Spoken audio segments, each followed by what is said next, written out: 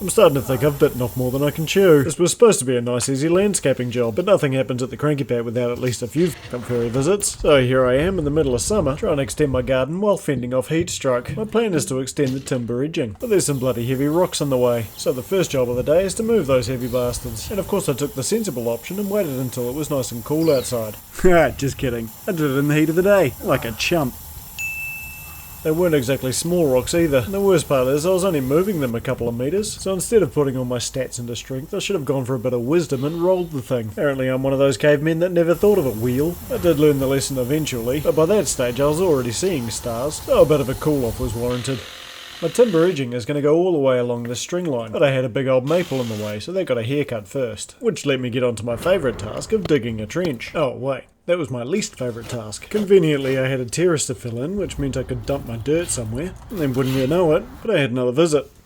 Well, bugger. Because I found my irrigation line, and not in the good way, so I took the opportunity to add an extra sprinkler. And as far as the Minister of Interior knows, I meant to do that. The main piece of work was trying to get this timber into place, and clever old me was trying to install level timber into a very not level yard. A fact that the foreman was not pleased about. Oh, and did I mention the dirt is like concrete?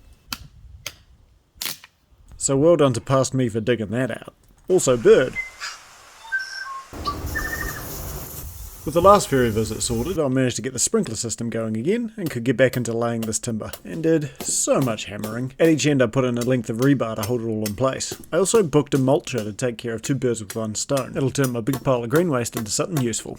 Now on to the next fairy visit. You see, when I measured this project out, it was going to be 4 lengths, plus a little bit. That's the 4th length I'm installing there, and that's the little bit. And the two should meet perfectly, but apparently I can't use a tape measure. How does that old saying go? Oh yeah, measure once, cut twice. The next job is to smooth out the lawn with a load of dirt.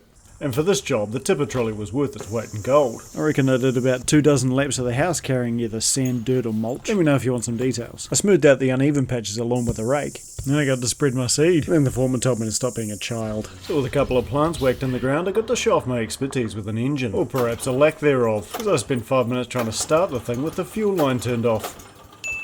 Better not quit my day job, I guess. So with the mulching machine functional, I could move on to removing a shame pile. And given that my considerable pile only turned into 4 trolley loads, I went hunting for some more mulching material. Found some, then got it all nicely spread out in the evening. But it needed a few decorative touches. A bird bath in some of those big boulders from earlier, and a couple of weeks of grass growing. And a reminder, here's where we started, and here's where we are now, with only 4 fairy visits. If you'd like to see more of my renovation projects, here's one I think you'll enjoy. Although beware, the fairy wasn't kind to me.